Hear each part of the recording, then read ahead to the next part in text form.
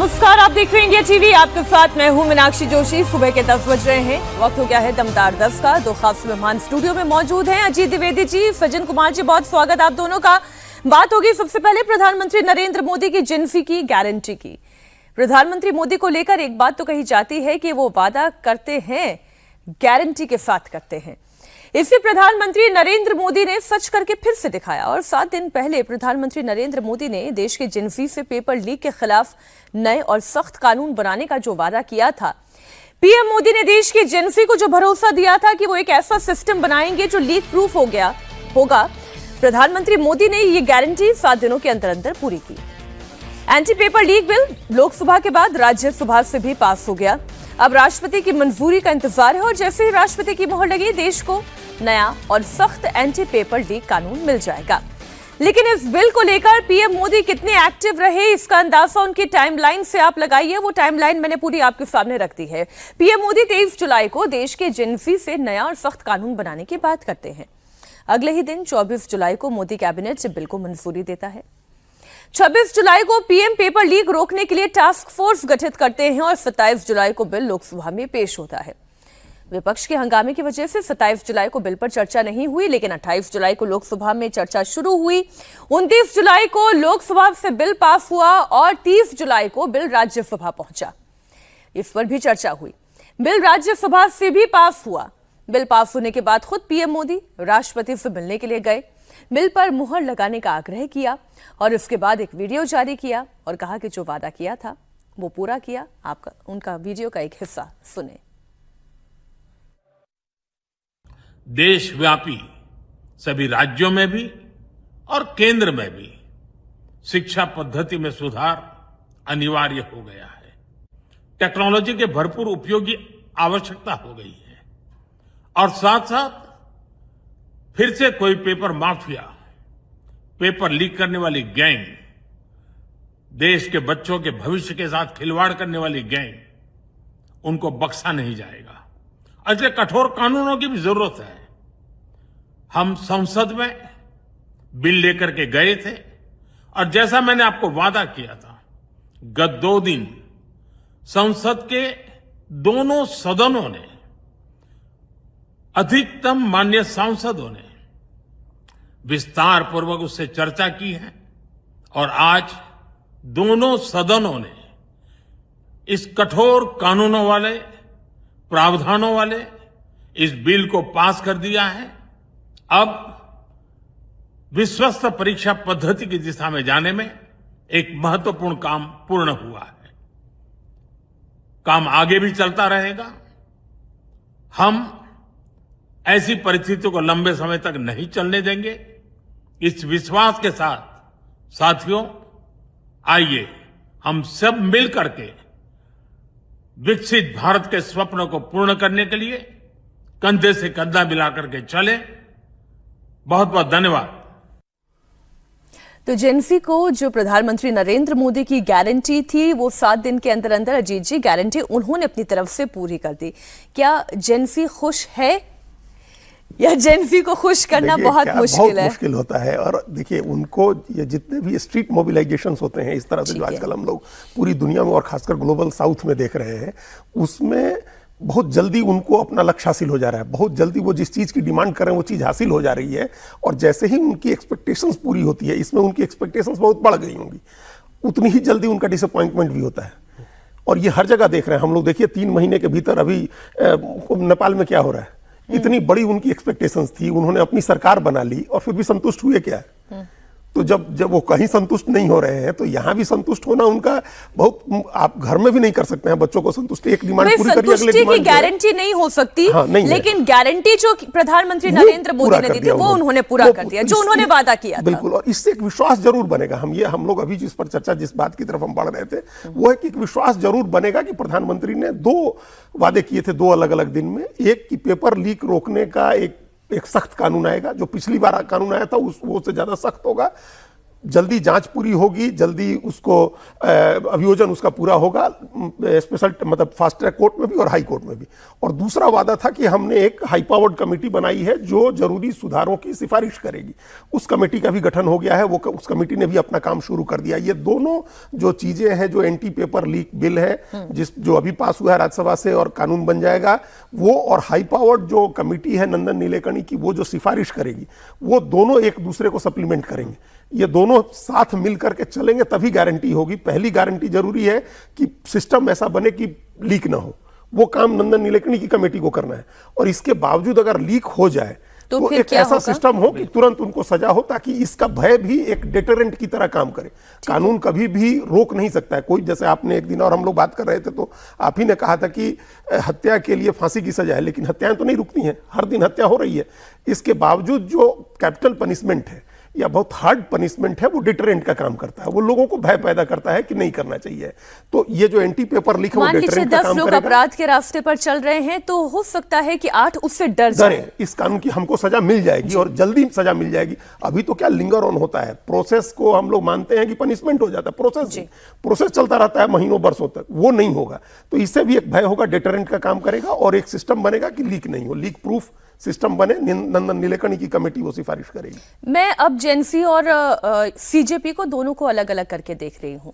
इसलिए अलग करके देख रही हूँ कि सीजेपी का अगर लोग कहते भी हैं कि एक पॉलिटिकल मोटिवेशन था, तो भी प्रधानमंत्री नरेंद्र मोदी का ये कदम जेएनसी और सीजेपी दोनों को कैसे एड्रेस कर रहा है एक साथ? देखिए, ये जो मूवमेंट था वो मल्टीपल इशू बेस्ड नहीं था, ये सिंगल इशू बेस्ड था कि जो परीक्षाओं में लीक हो रही है, और चूंकि ऑल इंडिया लेवल पे एग्जामिनेशंस हैं तो पूरा देश उससे प्रभावित हो रहा है। उसके लिए जो जिम्मेदार मंत्री हैं, नैतिक जिम्मेदारी लेते हुए वो त्याग पत्र दे, पूरा हो गया। और इस पे सख्त कानून बने, कदम उठाया जाए। तो जैसा अजीत जी ने कहा कि 2 चीजें हैं, एक तो डेटरेंट जो कि इस बिल से होगा कि आपने डेटरेंस दिया, भय दिखाया, और दूसरा है कि प्रीएम्प्टिव मेजर्स कि आप पहले से इंश्योर करें कि उस लेवल तक बात जाए नहीं जो टास्क फोर्स है नंदन नीलेकणी की कमेटी के अंदर। जेएनसी तक वो मैसेज पहुंच रहा है या नहीं पहुंच रहा है? प्रधानमंत्री का संवाद अभी आप सीधा, अगर आप प्रधानमंत्री की कम्युनिकेशन स्ट्रेटजी को देखें तो उसमें पैराडाइम शिफ्ट हुआ है उनके स्ट्रेटजी में। इससे पहले प्रधानमंत्री या तो मन की बात में कुछ संदेश देते थे, इस तरह की बातों को उठाते थे, या वो कहीं पे जब भी जाते परीक्षा पर चर्चा होती थी तो स्कूल गोइंग बच्चों को एड्रेस किया। इस बार क्या है कि संज्ञान लेते हुए कि जो ये प्रोटेस्ट हुआ और इसमें सीजेपी लेड हो या बच्चों का हो, जेनजी जिसे हम कह रहे हैं, उसको ये सीधा एड्रेस कर रहे हैं, उसमें कोई बिचौलिया नहीं है, ठीक है, किसी के माध्यम से नहीं कर रहे हैं। तो ये कम्युनिकेशन कितना सफल होगा नहीं होगा वो बाद में होगा, लेकिन निश्चित तौर पे सीधा संवाद प्रधानमंत्री के साथ हो रहा है और इनके पॉलिटिकल स्ट्रेटजी में वो चेंज भी दिख रहा है हमें। इधर संसद में एंटी पेपर लीक बिल तो पास हुआ, लेकिन नेता प्रतिपक्ष राहुल गांधी के लिए नई मुश्किल जरूर खड़ी हुई। लोकसभा में अनपार्लियामेंट्री शब्दों के इस्तेमाल पर राहुल गांधी पर कार्रवाई हो सकती है, क्योंकि राहुल गांधी के खिलाफ बीजेपी सांसद अनुराग ठाकुर ने स्पीकर से शिकायत की। राहुल गांधी के खिलाफ विशेषाधिकार हनन का नोटिस दिया। ये नोटिस 30 जुलाई 2026 को लोकसभा अध्यक्ष ओम बिरला को सौंपा गया। इसमें 29 जुलाई 2026 को लोकसभा की कार्यवाही के दौरान राहुल गांधी के व्यवहार को आधार बनाकर शिकायत की गई। अनुराग ठाकुर का आरोप है कि राहुल गांधी ने सदन में असंसदीय भाषा का इस्तेमाल किया। राहुल गांधी ने चर्चा के दौरान नागरिकों के एक खास वर्ग को इडियट और अंधभक्त कहा। साथ ही बीजेपी सांसद संजय जायसवाल ने भी राहुल गांधी के खिलाफ स्पीकर को चिट्ठी लिखी और उनके खिलाफ कार्रवाई की मांग की है। अब राहुल गांधी को तो सदन में भी यही समझाया गया था कि अगर आप खुद को भी इडियट कहना चाहें तो भी आप नहीं कह सकते, क्योंकि यह अनपार्लियामेंट्री है। बयान आप सुने। They're not a student, idiot, and andhbhakt who follows the idiot. She said, I call them idiots. These idiots. She says to me, these idiots, they don't listen to anything anyone says. मैं आपके बारे में नहीं बोल रहा हूँ. विपक्ष के नेता हैं. I'm not talking about you. Then I said, what about the idiot? Idiot is trying to pretend that he is God. Idiot भी है। इधर पेपर लीक बिल पर चर्चा के दौरान इडियट शब्द के इस्तेमाल के लिए जहां राहुल गांधी के खिलाफ विशेषाधिकार हनन का नोटिस है, तो वहीं प्रियंका गांधी के गौमूत्र वाले बयान से देश के शिक्षाविद नाराज है। देश के 215 मौजूदा कुलपति और पूर्व वाइस चांसलर्स ने प्रियंका गांधी को चिट्ठी लिखी है। देश के शिक्षाविदों ने प्रियंका गांधी को नसीहत दी है। शिक्षाविदों ने कहा कि किसी शिक्षाविद पर सार्वजनिक टिप्पणी करते वक्त तथ्य और उस व्यक्ति की गरिमा का ध्यान रखा जाना चाहिए। शिक्षाविदों ने खत में आगे लिखा है कि मतभेद हो सकते हैं, लेकिन किसी का मजाक उड़ाना सही नहीं है। लेटर में यह भी कहा गया है कि कंप्यूटर साइंस और आर्टिफिशियल इंटेलिजेंस से लेकर कई एडवांस टेक्नोलॉजी में प्रोफेसर कामकोटी ने बहुत काम किया है। दुनिया भर में उनके रिसर्च पेपर का लोहा माना जाता है, इसलिए प्रोफेसर कामकोटी के बारे में कमेंट करते वक्त तथ्य और उनके पद की गरिमा का ध्यान रखना चाहिए। आपको ध्यान ही है, दमदार 10 में भी हमने चर्चा में शामिल किया था। प्रियंका गांधी ने लोकसभा में एंटी पेपर लीक के दौरान चर्चा के वक्त 28 जुलाई का अजीत जी उनका ये बयान है, बयान आपको सुना देते हैं। प्रधानमंत्री जी ने श्री नंदन नीलकर्णी जी के नेतृत्व में एक हाई पावर टास्क फोर्स बनाई, मगर सभापति जी मैं समझ नहीं पाता हूं हाई पावर टास्क फोर्स के सदस्यों का, विद्वान सदस्यों का उल्लेख करते हुए ये गोमूत्र कहां से बीच में आ जाता है, यानी समझ में नहीं आता है, जिसका कोई रेलेवेंस नहीं उस टॉपिक से। तो मैं बताना चाहता हूं, जिनको गोमूत्र की भी समस्या है तो मैं उन्हें बताना चाहता हूं, गोमूत्र का anti bacterial, anti fungal, medicinal value के लिए यूएस में पेटेंट है। गोमूत्र का बायो एनहांसर के रूप में यूएस में साइंटिफिक पेटेंट है। सर क्या करें, दिमाग में मैकाले मार्क्स का गोबर भरा हुआ है, तो उन्हें कहां से समझ में आएगा। सर अगर यह आत्मविश्वास होता, जैसे प्रधानमंत्री जी ने all India institute of Ayurvedic science जो बनाया, ये 50 साल पहले बन गया होता, तो सभापति महोदय हमें हल्दी, नीम और तुलसी के पेटेंट के लिए लड़ाई नहीं करनी होती, हम आज लीडर बन के खड़े होते। मगर क्या बताएं, ये विज्ञान में पश्चिम के अंधभक्त हैं और उस अंधभक्ति की कीमत इस देश ने चुकाई, मगर प्रधानमंत्री जी ने आकर उसको एक नई राह दिखाई है। अब ये बात, इसमें 100% बात सच है जो बात सुधांशु त्रिवेदी कह रहे थे कि हमारे देश को लड़ाई लड़नी पड़ रही है कि भाई नीम का पेटेंट, नीम की मेडिसिनल वैल्यू किसने बताई, एलोवेरा की मेडिसिनल वैल्यू किसने बताई, गिलोय की मेडिसिनल वैल्यू किसने बताई। लेकिन चूंकि प्रियंका गांधी को एक टिप्पणी करनी थी तो उन्होंने गौमूत्र विशेषज्ञ कह दिया। हाँ, वो अपने पांव पे कुल्हाड़ी मारने का काम किया। जो हाई पावर्ड कमेटी बनी है, हम लोग उस दिन भी, आपने ठीक ही कहा कि हम लोग उस दिन चर्चा कर रहे थे, जो हाई पावर्ड कमेटी बनी है उसको डिस्क्रेडिट करना है, नौजवान पीढ़ी के दिमाग में यह मैसेज पहुंचाना है कि इससे कुछ नहीं होगा। ये हर चीज पर जो एकदम नेगेटिव एटीट्यूड है, जो एकदम निराशावादी दृष्टिकोण है, ये उसको दिखाता है अपोजिशन के लीडर्स को कि कुछ नहीं हो सकता है। खुद अपने हो सकता है भरोसा हो ना हो, लेकिन नौजवान पीढ़ी को ये आशंकित करना है कि इससे कुछ नहीं होगा, इसमें जो लोग हैं उनकी साख कोई ऐसी नहीं है। ये प्रियंका गांधी का मकसद था। राहुल गांधी का जो मकसद था वो मकसद भी वही उसी तरह का है कि आप जो है कैटेगरी बना रहे हैं, एक डिवीजन कर रहे हैं, फॉलोअर को आप इडियट कहने की कोशिश कर रहे हैं। आप एक ऐसा कैटेगरी, एक ऐसा डिवाइड पैदा करना चाह रहे हैं ताकि समाज के भीतर ये लगे कि अमुक आदमी अमुक पार्टी का समर्थक है, वो कम ज्ञानी है, दूसरा ज्यादा ज्ञानी है। ये एक कैटेगरी, एक डिवीजन का उनका तरीका है वो जो करते हैं। हालांकि स्पीकर ने उसको एक्सपंज कर दिया है, ये उनके रिमार्क्स है वो संसद की कार्रवाई से निकाल दिए गए हैं। और विशेषाधिकार हनन मुझे दोनों में फिर फर्क ये लगता है कि जो राहुल गांधी ने कहा वो तो चलिए एक कैटेगरी, जो आपने कहा कैटेगरी बना रहे हैं कि जो भी प्रधानमंत्री नरेंद्र मोदी को फॉलो करता है वो अंधभक्त है, इडियट है, वो उन्होंने ये बताने की कोशिश की। लेकिन जो प्रियंका गांधी ने कहा वो मुझे आइडियोलॉजिकल प्रॉब्लम लगती है जो कांग्रेस पार्टी के अंदर है। नहीं है, ये कई चीजों को लेकर के, कई हिंदू प्रतीकों को लेकर के, कई भारतीय प्रतीकों को लेकर के एक समस्या रही है कांग्रेस पार्टी के लोगों में। और वो एक उसको हमेशा ये मानते हैं लोग कि ये चीज़ें जो है साइंटिफिकली प्रूवन नहीं है, या साइंटिफिक सोच के भीतर अगर हम लोग कहें मतलब उसमें ये फिट नहीं होती हैं, ये वो साबित करना चाहते हैं। और इसका नुकसान है कांग्रेस पार्टी को। बार बार बहुत सारी चीजें ऐसी हैं जो सामान्य लोक जीवन में, लोक व्यवहार में प्रचलित है, आप उसको डिमीन जब करते हैं, उसका अपमान करते हैं, तो आपके बारे में एक धारणा बनती है जो लोगों ने बनाई है कांग्रेस के बारे में, और उसका कांग्रेस को पॉलिटिकल भी नुकसान होता है। इसके बावजूद कांग्रेस पता नहीं क्यों नहीं सीखती है। मतलब इस पर बोलने की कोई जरूरत नहीं थी, ऐसा नहीं था कि इसको बोले बगैर आपका भाषण पूरा नहीं हो रहा था। ऐसी ही बातों से गांव में सामान्य शिष्टाचार में, मान लीजिए पूजा में लोग गोमूत्र का इस्तेमाल करते हैं, पंचगव्य बनता है, गोधन आज बिकता है, लोग इस्तेमाल करते हैं, तो आप उसको क्यों ह्यूमिलिएट करना चाहते हैं, उसको क्यों इसके लिए लोगों को अपमानित शर्मिंदा करना चाहते हैं? इसकी कोई बात करने वाला आदमी कोई छोटा आदमी हो जाएगा। मिट्टी से हमारे देश में घर लीपे जाते थे, ये कौन नहीं जानता है।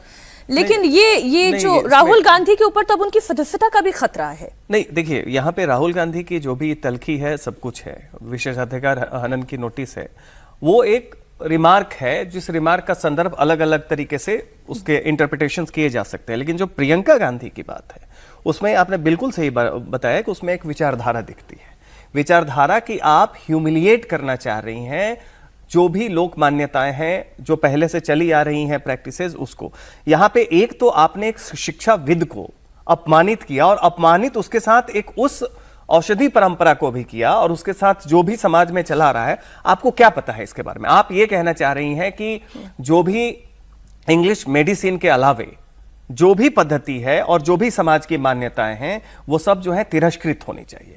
ये एक बार गाजा का वो भी आप पहन यूनानी की बात नहीं करेंगे, आप होम्योपैथी की बात नहीं करेंगे, आपको सबसे आसान लगता है जो भारतीय औषधीय परंपरा है आयुर्वेद को, आप उसे बिल्कुल बदनाम कर सकते हैं। ये आपकी विचारधारा दिखाती है। एक बड़ी खबर आपको बता दूं, जंतर मंतर पर प्रदर्शन के दौरान घायल दिल्ली पुलिस कर्मियों के फैमिली मेंबर्स प्रेस कॉन्फ्रेंस कर रहे हैं। सुने लाइव।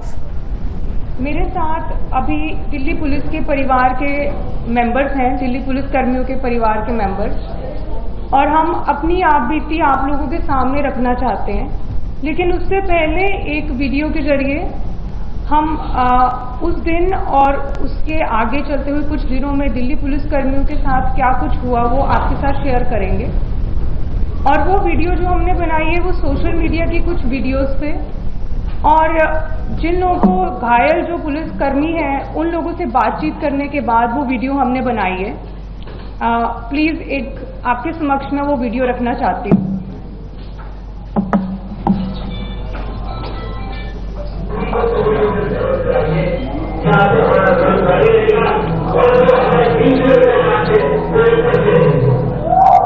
बीजेपी द्वारा 20 जुलाई को संसद मार्च के आह्वान को ध्यान में रखते हुए प्रदर्शनकारियों से कई बार बातचीत की कोशिश की गई थी तथा उन्हें अवगत कराया गया था कि नई दिल्ली क्षेत्र की धारा 163 प्रभाव में है, जिसमें 5 या उससे अधिक लोगों के इकट्ठा होने पर प्रतिबंध है। ये सूचना मीडिया और सोशल मीडिया के माध्यम से भी प्रसारित की गई थी।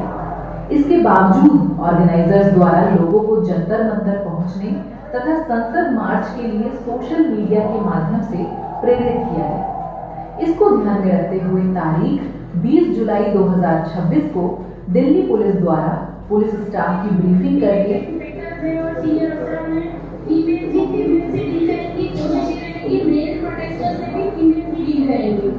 जगह जगह पर भारी संख्या में तैनाती और अलग अलग रास्तों पर बैरिकेडिंग की गई थी। इसमें विभिन्न सीनियर रैंक के ऑफिसर्स एवं महिला स्टाफ की भी तैनाती की गई थी।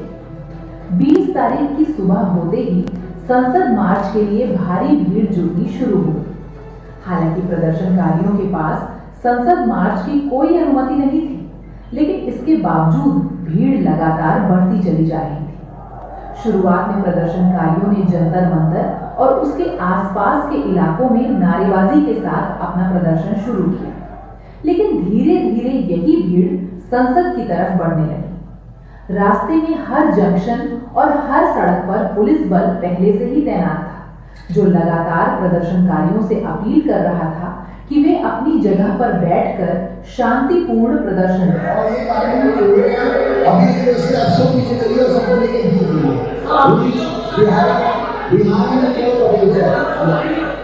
लेकिन भीड़ पर इसका कोई असर नहीं हो रहा था। भीड़ बैरिकेड तोड़कर पटेल चौक की तरफ बढ़ने लगी, जहां रास्ते में पुलिस ने बैरिकेड्स लगाए थे, लेकिन भीड़ ने इन बैरिकेड्स को तोड़ना शुरू कर दिया। कई बार पुलिस ने बैरिकेड्स को दोबारा लगाया, लेकिन उग्र भीड़ ने उन्हें फिर से तोड़ दिया और हजारों की संख्या में प्रदर्शनकारी पार्लियामेंट स्ट्रीट की तरफ बढ़ने लगे। धीरे धीरे भीड़ का स्वरूप उपद्रवी होना शुरू हो गया और भीड़ जोरदार नारेबाजी के साथ साथ पुलिस पर बोतलें, जूते और पत्थर भी फेंके जाने लगे। पुलिस की कोशिश थी कि हालातों को काबू में रखा जाए और बार बार प्रदर्शनकारियों से अपील की गई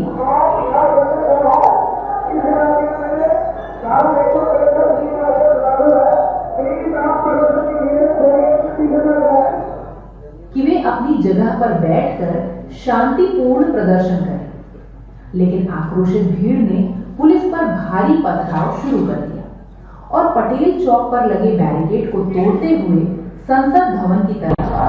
पुलिस ने बैरिकेड को फिर से खींचकर भीड़ से अपील की कि वो अपना प्रदर्शन शांतिपूर्ण तरीके से करें, लेकिन भीड़ भारी पथराव के साथ बैरिकेड्स को तोड़ती हुई हाई सिक्योरिटी जोन में पहुंच गई और उनकी दूरी संसद से महज 50 मीटर की रह गई।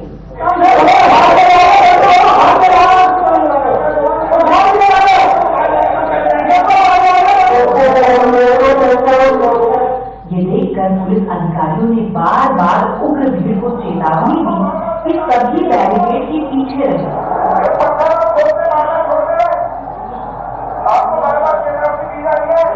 और अगर बैरिकेड को पार करने की कोशिश की गई तो उन पर कानूनी कार्रवाई भी हो सकती है, लेकिन भीड़ पूरी तरह से काबू से बाहर हो चुकी थी।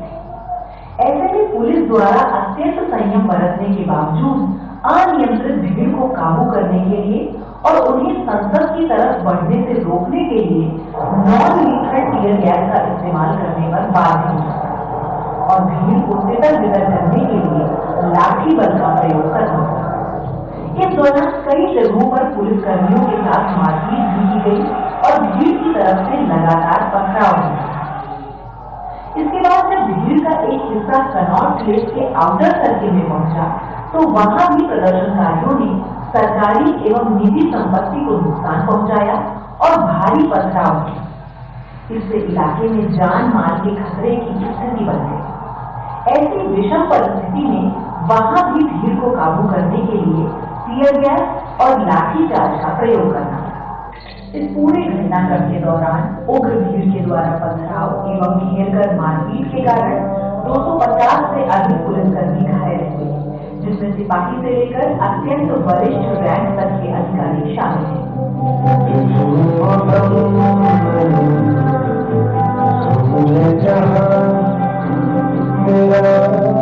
चोटें होने के बावजूद नहीं, पुलिस कर्मियों ने भीड़ पर काबू करने का प्रयास जारी रखा तथा स्थिति को नियंत्रण में किया।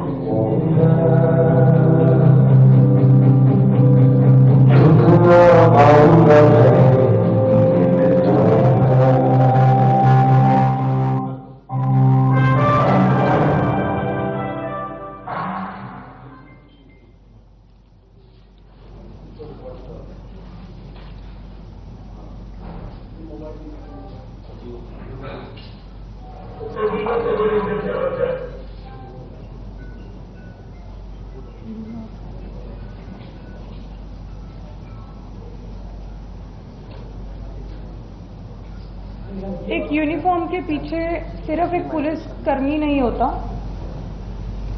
उसके पीछे होती है उसकी माँ, पिता, पत्नी, बच्चे और पूरा परिवार जो देर रात तक वेट करता है कि वो सुकुशल घर लौट आए।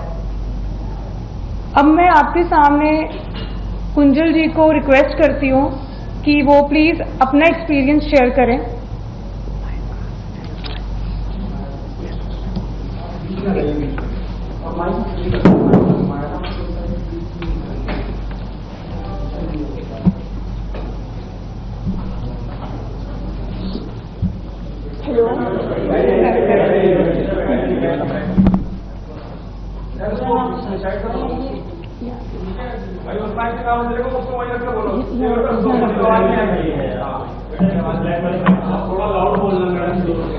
हेलो,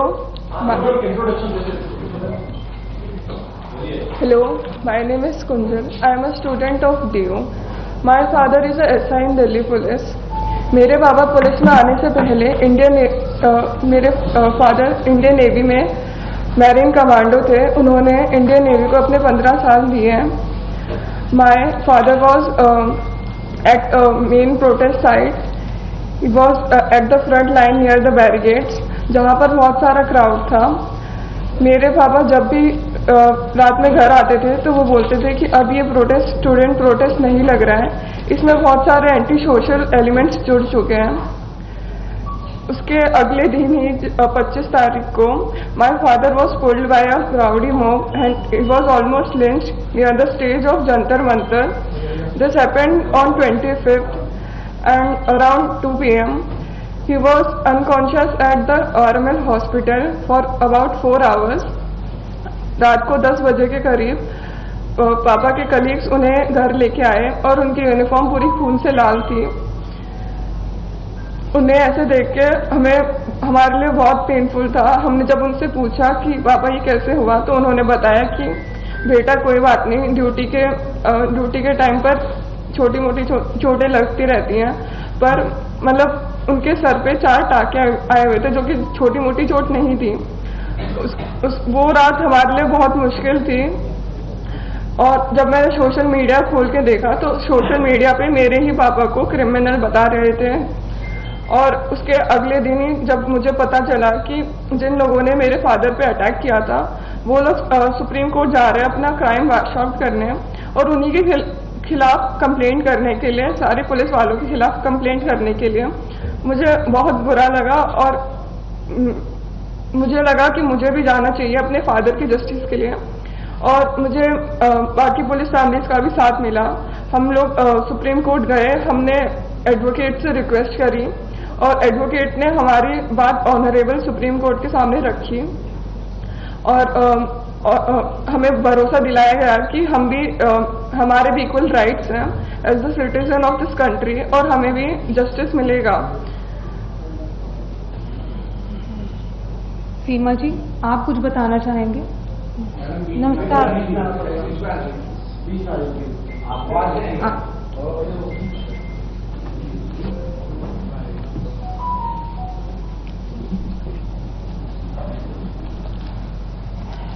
नमस्कार, मेरा नाम सीमा है। मेरे पति दिल्ली पुलिस में ASI हैं। वो 33 साल की, जो मेरे पति दिल्ली पुलिस में एज ए कांस्टेबल उन्होंने पुलिस फोर्स ज्वाइन की, और उसके बाद वो अब तक 33 साल की जॉब करते हुए एक ASI के पद पर हैं। जंतर मंतर के प्रोटेस्ट के दौरान उन्हें भी अपनी ड्यूटी दी गई थी। प्रोटेस्ट को उन्हें भी पीसफुली कंडक्ट कराना था। वो अपनी ड्यूटीज पूरी मुस्तैदी के साथ निभा रहे थे। 20 जुलाई को वो जल्दी ही अपने घर से रोज की तरह अपना टिफिन लेकर जैसे जाते हैं, उसी तरह से 20 जुलाई को भी वो जल्दी ही निकल गए। और उन्होंने जब 11 बजे के आसपास मेरी उनसे बातें हुई तो उन्होंने फोन पर बताया कि आज जंतर मंतर पर भीड़ कुछ ज्यादा है और प्रोटेस्टर जो हैं वो संसद मार्च के लिए जा रहे हैं, जो कि वीडियो क्लिप में भी दिखाया गया है। और उसके बाद मैंने पुलिसकर्मी की पत्नी होने के नाते सिर्फ यही कहा कि आप अपना ख्याल रखें। फिर उसके बाद मेरी उनसे कोई बात नहीं हुई। और शाम को 7 बजे जब मैंने उनका फोन मिलाया और उनसे बात हुई तो वो एक हॉस्पिटल LNJP हॉस्पिटल में एडमिट थे और अपना ट्रीटमेंट करा रहे थे। उन्होंने कहा कि जो भीड़ है वो ज्यादा उग्र हो गई थी और भीड़ के अंदर कुछ शरारती तत्व भी शामिल हो गए थे, जिन्होंने पुलिस फोर्स पर गमलों से, जो भी उनके हाथ में चीजें आ रही थी, चप्पलों से, जूतों से और पत्थरों से उन्हें पुलिस फोर्स को घायल कर दिया था, जो कि एक वीडियो क्लिप में भी दिखाया जा रहा है। और उसके बाद उनकी फोन की बैटरी डेड होने की वजह से मेरी उनसे कोई बात नहीं हुई।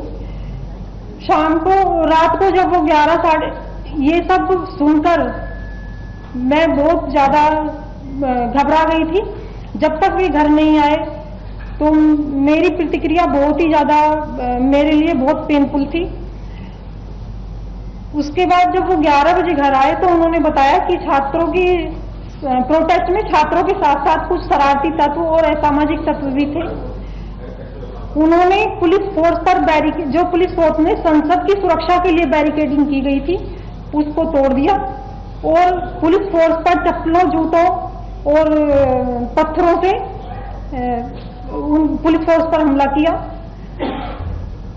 और मेरे पति को भी जो ड्यूटी के दौरान हेलमेट दिया जाता है, उनका हेलमेट भी पूरी तरह से टूट गया था। और यदि कोई पत्थर का टुकड़ा हेलमेट टूटने के बाद उनके सर पर लगता तो शायद वो आज इस दुनिया में नहीं रहते। ये सोचकर और ये उनके बताए जाने पर मैं इतनी ज्यादा मतलब मेरी रूह कांप गई थी कि इसके बाद मेरा और मेरे परिवार का क्या होता। मैं अपनी संसद में बैठे हुए जो मेरे चुने हुए प्रतिनिधि हैं, मैं उनसे निवेदन करना चाहती हूं कि हमारे जो पुलिसकर्मी हैं और उनके जो परिवार हैं उनके बारे में भी संसद में कुछ मतलब उनके राइट के बारे में या उनकी ड्यूटी पे जो उन पर हमले होते हैं उनके बारे में संज्ञान लिया जाए। मेरे प्रतिनिधि इस चीज के लिए जो संसद में चुने हुए हैं वो संज्ञान लें और उनके मुद्दे भी उठाया जाए, क्योंकि 20 तारीख के बाद से आज तक यही नैरेटिव चलाया जा रहा है कि जो छात्र थे, जो छात्रों का प्रोटेस्ट था उसको कि पुलिस के द्वारा बर्बरता से छात्रों को पीटा गया, लेकिन ऐसा नहीं है। ये अलग एक प्रोटेस्ट का एक हिस्सा दिखाया जा रहा है, जबकि प्रोटेस्ट का दूसरा हिस्सा कुछ हो रही है। और मैं अपने चुने हुए प्रतिनिधियों से यही कहना चाहती, यही निवेदन करना चाहती हूँ कि वो अपने जो संसद की सुरक्षा में पुलिसकर्मी लगे रहते हैं और उस संसद की जो एक हमारे देश का सम्मान है, मेरे देश का सम्मान है, उसकी सुरक्षा में जो पुलिसकर्मी हर समय और देश की आंतरिक सुरक्षा में जो पुलिसकर्मी हर समय लगे रहते हैं, उनके बारे में भी संसद में कुछ मुद्दे उठाए जाएंगे। Thank you so much. हाँ, लक्ष्य आप बताएंगे कुछ?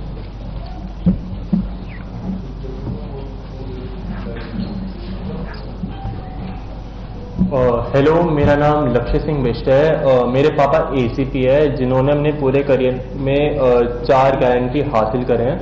मेरे ग्रैंडफादर बीएसएफ में थे, उन्होंने 1971 की जंग में लड़ाई करी थी। मेरे पापा भी जंतर मंतर के फ्रंट लाइन से उनकी ड्यूटी लगी थी प्रोटेस्ट में। And on 25 May at 2 PM मुझे पता चला कि मेरे फादर को उनके हेड पे इंजरी आ रखी है उनके फ्रेंड के थ्रू। जब मैंने फोटो देखी तो उनके हेड को शेव कर रखा था और उनके हेड पे लाइक स्टिचेस लग रहे थे 4। उसको देख के I was like really frustrated and मैं बहुत डरा हुआ था। जब मेरे पापा घर आए तो उन्होंने मुझे बताया कि जो स्टूडेंट्स की जो प्रोटेस्ट, उसमें बस स्टूडेंट्स नहीं है, उसमें राउडीज, उसमें एग्रेसर्स हैं जो लाइक इस अपॉर्चुनिटी का यूज कर रहे हैं just to create chaos. And on 25 में अनप्रोवोक्ड उन्होंने मेरे पापा और उनकी टीम के ऊपर पेल्टिंग स्टार्ट कर दी। उस टाइम मेरे पापा बिल्कुल भी प्रिपेयर नहीं थे, वो अपने सबऑर्डिनेट्स को ब्रीफ कर रहे थे। And when the pelting started, मेरे पापा अपने सीनियर ऑफिसर्स को लाइक एक सेफ प्लेस में सिक्यूर करने चले गए, बट एक स्टोन उनके हेड पे हिट कर गया एंड उनका सर फट गया और उन्हें इंजरी हो गई। कुंजन, आप कुछ और शेयर करना चाहेंगे?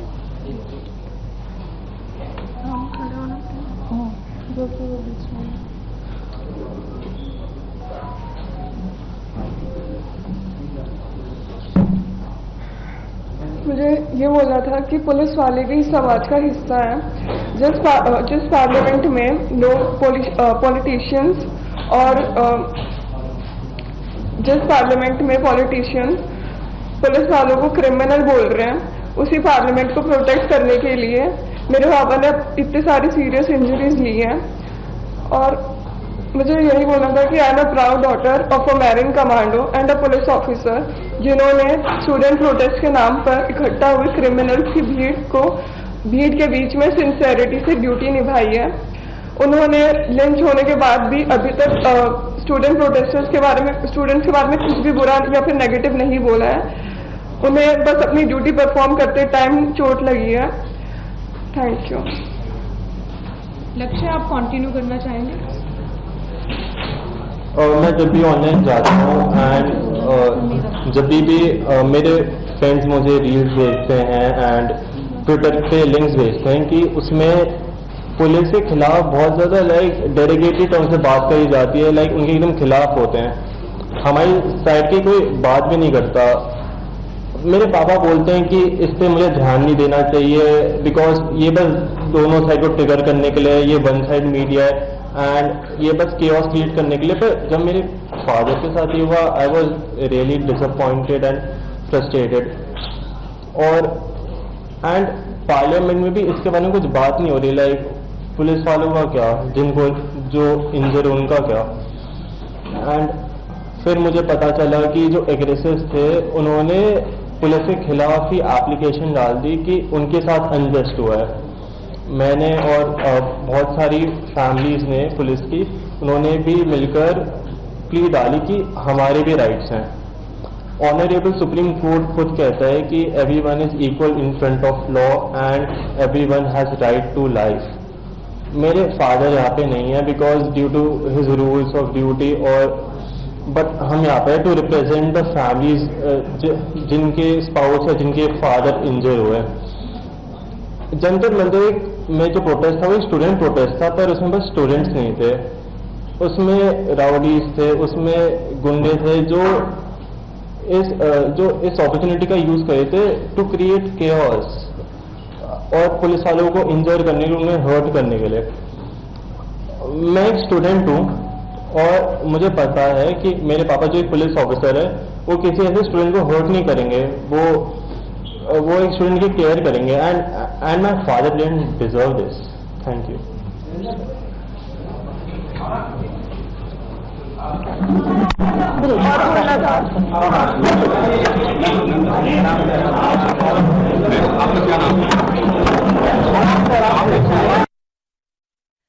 दिल्ली पुलिस की प्रेस कॉन्फ्रेंस आप सुन रहे थे और दिल्ली पुलिस की इस प्रेस कॉन्फ्रेंस में दिल्ली पुलिस ने बताया कि कैसे उस दिन जो प्रदर्शन हो रहा था वो हिंसक होता गया। और सिर्फ ये बात नहीं, दिल्ली पुलिस में जो घायल पुलिसकर्मी हैं, जो घायल पुलिस अधिकारी हैं, उनके परिवार वाले आज इस प्रेस कॉन्फ्रेंस में आए। घायल जवानों के परिवार ने बताया कि उन्हें कैसा महसूस हुआ। घायल पुलिस वाले की बेटी का बयान है, घायल पुलिस वाले के बेटे का बयान है। बेटी ने कहा मेरे पिता की वर्दी पर खून ही खून था। उन्होंने कहा कि पुलिस वाले भी इसी समाज का हिस्सा हैं, उन्हें भी इंसाफ मिलना चाहिए। अब ये जो पहलू है आज की तारीख में, अजीत जी, पुलिस वाले, उनके परिवार वाले, मैं बल्कि उनके परिवार वालों के एंगल से ये बात कहती हूं कि उनके परिवार वाले ये कह रहे हैं कि वो भी इसी समाज का हिस्सा हैं और आप पार्लियामेंट में बैठकर उन्हें अपराधी कह रहे हैं। वो अपराधी नहीं है, बल्कि उन्होंने समाज की सुरक्षा करने के लिए अपना खून भी बहाया है। उनके साथ भी मारपीट हुई है, उनकी भी जान को खतरा था। वो सुप्रीम कोर्ट से ये मांग कर रहे हैं कि पार्लियामेंट में बैठकर सांसद एक ऐसा कानून बनाएं जहां पर पुलिस वालों के भी राइट्स का प्रोटेक्शन हो सके। बिल्कुल ठीक बात है और ये एक नई बात है, नई चीज। हम लोग अभी इसको अप्रीहेंड करने में हम लोग को थोड़ा और इसको अपने व्यूज जो है उसको और नुआंस करने के लिए थोड़ा समय चाहिए होगा, क्योंकि ये इसके पहले आमतौर पर पुलिस या सिक्योरिटी फोर्सेज की तरफ से, उनके परिजनों की तरफ से इस तरह के नहीं किए जाते थे प्रेस कॉन्फ्रेंस करके और अपने को विक्टिम बनाने, मतलब पुलिस उसके परिजन अपने को विक्टिम बनाए, ये पहले हम लोगों ने नहीं सुना था। ये नई बात है और ये ऐसी घटनाएं हुई हैं जिनके वीडियोस दिखाए जा रहे हैं। लेकिन ये पुलिस क्या प्रोटेक्टर है और प्रोटेक्टर रक्षक कहते हैं हम लोग। कई बार लोग मजाक में ये कहते हैं जब पुलिस कोई गलत काम करती है तो रक्षक भक्षक बन जाए तो क्या करेंगे। यहाँ रक्षक जो है वो पीड़ित बन के सामने आ रहा है हम लोगों के। तो ये एक सोसाइटी में एक नया डिस्कोर्स इससे शुरू होगा कि जो रक्षक है अगर वो भी उसी तरह से हम लोग आमतौर पर पुलिस को कैसे देखते हैं, एक ह्यूमन की तरह नहीं देखा जाता है, एक सुपर ह्यूमन की तरह देखा जाता है, अथॉरिटी की तरह देखा जाता है, अथॉरिटी की तरह, सुपर ह्यूमन की तरह देखा जाता है कि वो प्रोटेक्ट करेगा हर चीज से। अब एक तरह से ये लग रहा है कि पुलिस भी वो ह्यूमन है, उसी तरह की जैसे दूसरे लोग हैं, और उसमें भी उनकी जान को भी खतरा है, जो है बिल्कुल है, लेकिन उनके ऊपर भी तो हमले हो सकते हैं, बिल्कुल ह्यूमन है, लेकिन उनके पास वर्दी की ताकत होती है, एक उनके पास लाठी की ताकत होती है, कानून का बल होता है। और एक समय हम लोगों ने ऐसा भी देखा, हमने अपनी आंखों से देखा है, सुना तो और भी बहुत है, कि एक चौकीदार 10-10, 20-20 गांवों को कंट्रोल करता था। लाल पगड़ी दिख जाए तो पूरे गांव के अपराधी के शरीफ लोग भी छिप जाते थे कहीं कि चौकीदार आ रहा है। और अब धीरे धीरे ऐसी चीजें हुई, डेमोक्रेटिक वैल्यूज मजबूत हुई हैं, जिसके बाद पुलिस के साथ लोग कम्युनिकेट कर रहे हैं। हम लोग ने ऐसे बहुत ही प्यारे वीडियोज भी देखे, एक लड़की आपने ही दिखाया कि जाकर के पुलिस वाले से पूछ रही है और पुलिस वाला कह रहा है बहुत प्यारी लड़की हो तुम। तो ऐसी चीजें भी हुई हैं, लेकिन इसके बाद ये एक नई चीज हम कह रहे हैं, बार बार फिर उसको दोहरा रहे हैं, अभी इसको देखना होगा कि इसका क्या इंपैक्ट होता है आगे। अगर ये शिकायत है, देखिए पुलिस के राइट्स, पुलिस के अधिकार, पुलिस की के प्रोटेक्शन, ऐसे बहुत सारी चीजें ऑलरेडी हैं। तस्वीर मुझे आप ही के कहने पर ये तस्वीर याद आई, जो नीली वर्दी में एक पुलिसकर्मी था, अब वो आरएएफ के जवान थे, उन्हें बहुत सारे छात्रों ने घेर लिया था और उनके ऊपर इतना हमलावर थे, एक अकेला व्यक्ति अगर वो बंदूक नहीं उठा रहा है तो केवल लाठी के बल पर, अपने बाहुबल के बल पर वो नहीं कंट्रोल कर सकता, ये तो हम सब जानते हैं। तभी नीली वर्दी पहनी हुई उन्हीं की एक साथी आती हैं, महिला पुलिसकर्मी है, उनके ऊपर भी वैसे ही वार किया जाता है और वो फिर किसी तरीके से अपने साथी को बचाकर वहां से ले जाती हैं। तो ये दोनों विजुअल हमने देखे हैं, चाहे वो पुलिस के ऊपर हो रहे हमले के हों, चाहे वो छात्रों पर हो रहे हमले। देखिए, इसमें 3 पक्ष हैं। एक वो है कि जो इसमें 100 के करीब पुलिसकर्मी घायल हुए हैं, भीड़ से उन्हें मतलब कि उनके ऊपर चोट लगी, मारा गया। जो छात्रों का प्रदर्शन था उसमें इस तरह के भी तत्व आए, कुछ छात्र भी उग्र हुए।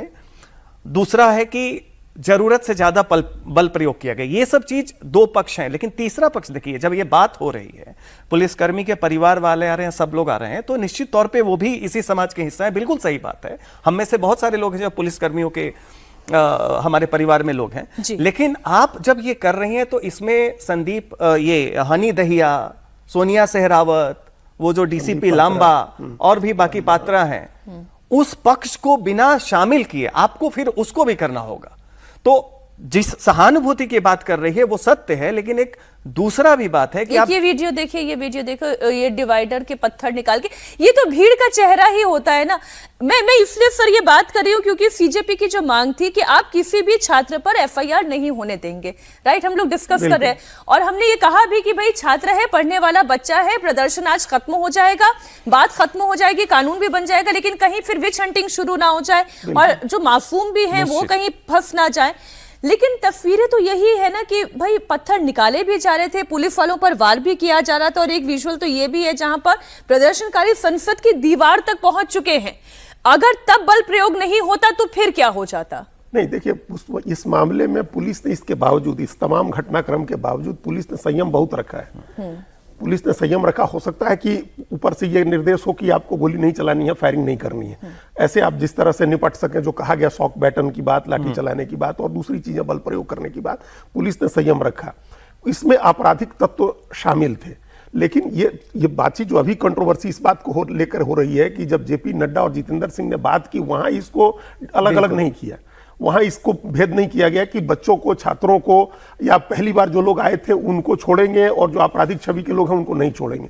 ये कैटेगरी बनी है सुप्रीम कोर्ट के अंतरिम आदेश के बाद, तो इसलिए वो एक कंट्रोवर्सी का मामला अलग हो गया। मैं ये कह रही हूँ कि छात्रों को आप प्रोटेक्ट कर रहे हैं। आज ये जो बच्चे आए हैं इनकी उम्र भी वही जेंसी वाली उम्र ही है। एक तो बच्चा मुझे लग रहा था कि अभी कॉलेज तक भी नहीं आया है, एक वही जेंसी एज ब्रैकेट की वो पुलिस अधिकारी की बेटी वो दिखाई दे रही थी, ये भी तो वही जेंसी हैं। वो ये कह रहे हैं कि एक तरफ आप उन्हें प्रोटेक्ट कर रहे हैं, हम भी समाज का हिस्सा हैं, आप हमें क्यों नहीं प्रोटेक्ट करें? आप हमें अपराधी कह दे रहे हैं पार्लियामेंट के अंदर खड़े होकर। नहीं, देखिए, ये बात ठीक है, उनका अपना, उनकी नाराजगी होगी, उनका गुस्सा होगा, उनको ये भी लग रहा होगा, ह्यूमिलिएशन भी फील हो रहा होगा कि भाई हमारे पिता तो गए थे ड्यूटी करने और उनको इस तरह के बताया जा रहा है। लेकिन आप सोचिए ना कि प्रदर्शनकारियों को क्या बताया जा रहा है, उनको भी तो अपराधी बताया जा रहा है, उनको भी तो गुंडा बताया जा रहा है, उनको भी तो उपद्रवी कहा जा रहा है, उनको भी कहा जा रहा है और उनके ऊपर मुकदमे भी हो रहे हैं। एटलीस्ट यहाँ ये तो प्रोटेक्शन है कि पुलिस के ऊपर मुकदमे नहीं हो रहे हैं। पुलिस के ऊपर इस जितना भी बल प्रयोग हुआ है, हम ये भी करें बहुत संयम हुआ है, इसके बावजूद जो विजुअल्स हैं उसको लेकर के किसी पुलिस वाले के ऊपर एफआईआर तो नहीं हुई है ना। मुकदमा तो नहीं हुआ है ना, ये खतरा तो उसके ऊपर नहीं मंडरा रहा है ना कि उसका करियर खत्म हो जाएगा, उसकी पेंशन रुक जाएगी, उसका वेतन बंद हो जाएगा, वो निलंबित या बर्खास्त कर दिया जाएगा। कम से कम इस मामले में तो नहीं हुआ है, ऐसे होते रहे हैं पहले। तो ये दोनों पहलुओं से इस चीज को देखने की जरूरत है। हम फिर दोहरा रहे हैं इस बात को कि ये पहली बार हुआ है कि पुलिस विक्टिम की तरह सामने आ रही है। अगर छात्र विलन नहीं है सर, अगर छात्र विलन नहीं है तो पुलिस भी तो विलन नहीं है। They are doing their job, they are doing their duty. Police तो अपनी ड्यूटी करने गई थी वहां, लेकिन पुलिस को, अच्छा दूसरी एक और बात इसमें समझिए कि पुलिस को विलेन बनाने वाली बात पूरे घटनाक्रम में बहुत कम है। विपक्ष जो पार्लियामेंट में कर रहा है वो पॉलिटिकल लीडरशिप को विलेन बना रहा है। पुलिस का कोई भी व्यक्ति जो है, कोई भी अपोजिशन का व्यक्ति, राहुल गांधी दिल्ली पुलिस के कमिश्नर से थोड़े करेंगे माफी मांगे, या सीआरपीएफ के डीजी माफी मांगे, या आरएएफ के डीजी माफी मांगे, वो कह रहे हैं कि होम मिनिस्टर माफी मांगे। तो यहां पॉलिटिकल लीडरशिप को वो ब्लेम कर रहे हैं, अपोजिशन यहां पॉलिटिकल लीडरशिप को ब्लेम कर रहा है। प्रधानमंत्री माफी मांगे, गृह मंत्री आकर के जवाब में अपोजिशन ये कह रहा है। पुलिस को ये नहीं कहा जा रहा है कि आप माफी मांगिए, या ये माना जा रहा है कि पुलिस को माना जा रहा है कि पॉलिटिकल लीडरशिप का टूल है, पॉलिटिकल लीडरशिप के कहने पर उन्होंने किया होगा। विलेन बनाया जा रहा है, मीडिया में भी बनाया जा रहा है, अपोजिशन ने भी कहा है, लेकिन ब्लेम पॉलिटिकल लीडरशिप पर है, ब्लेम पॉलिटिकल लीडरशिप के ऊपर है। ये फिर पुलिस अगर विक्टिम के रूप में सामने आई है, लॉन्ग टर्म में इसका क्या इंपैक्ट होगा सोसाइटी पर, लॉ एंड ऑर्डर पर, यह देखना होगा। ये एक बड़ी बात है और पहली बात है। नहीं देखिए, इसमें बात ये आ रही है कि सबसे सही कि देखिए, अगर छात्रों में उपद्रवी थे, अगर आप उन पे एफआईआर करते हैं और उसके साक्ष्य भी अगर आपको मिल रहे हैं, बल प्रयोग करता हुआ, पत्थर चलाता हुआ, तो फिर दिल्ली पुलिस के भी जो कर्मी और आरएफ के भी जो कर्मी जो मोनेस्टी वायलेट करते हुए दिख रहे हैं, सब कुछ हो रहे हैं, फिर उन पे भी एफआईआर होना चाहिए। पैरिटी होना चाहिए दोनों तरफ। आप ये नहीं कर सकते हैं कि आप दूसरे पक्ष पे चुन चुन के उस पे एफआईआर करें, और वो अगर वो सच है उस पे होना चाहिए बल प्रयोग की। अगर छात्रों को और उपद्रवियों को आप दो कैटेगरी में देख रहे हैं, उसमें बहुत छात्र भी जो है जो वहां पे रिएक्ट कर रहे हैं, उग्र हो रहे हैं, तो फिर पुलिस कर्मियों में भी जिन लोगों ने जिस तरीके की अभद्रता की है, और भले ही वो 2 4 5 ही हो, उस पे भी तत्काल एफआईआर होना चाहिए। तो इससे विश्वास, अगर ऐसा नहीं होता है तो एक आप कमिटी बना दे, रिटायर्ड सुप्रीम कोर्ट जज के अंदर में सरकार कमिटी बना दे और उसको फैसला लेने दे, और ये तय करे कि उपद्रवी छात्र और छात्र जो उस समय गुस्से में उपद्रवी के जैसा व्यवहार कर रहा है, ये 3 कैटेगरी को आप कैसे करेंगे। और ये जो दिल्ली पुलिस है, निश्चित तौर पे संयम हुआ है। जिस तरह की भीड़ थी, संयम तो बहुत था। जहां पर 15-20 हजार की भीड़ आ जाए और कुछ घटनाएं ही सामने आए, और इस मामले में तो दिल्ली पुलिस का शुक्रिया अदा करना चाहिए कि पार्लियामेंट के अंदर ये भीड़ नहीं जाने दी उन्होंने। बिल्कुल, लेकिन उसमें जो सफेद वर्दी में आके बैठे हुए हैं, वहां पे वो आजकल वो सिंघम स्टाइल सिंड्रोम जो बहुत सारे पुलिस कर्मियों को आ जाता है, वो हो सकता है कि वो खुद से भी ले रहे हैं। रील जनरेशन है, वो भी तो रील बना रहे हैं, कंटेंट कर रहे हैं कि ये वायरल होगा। वैसी स्थिति में और एक आध जो मोडेस्टी वायलेट करने वाली जैसी हरकतों वाली जो पुलिस की फुटेज है, फिर उन पे कौन कार्रवाई करेगा? ठीक है।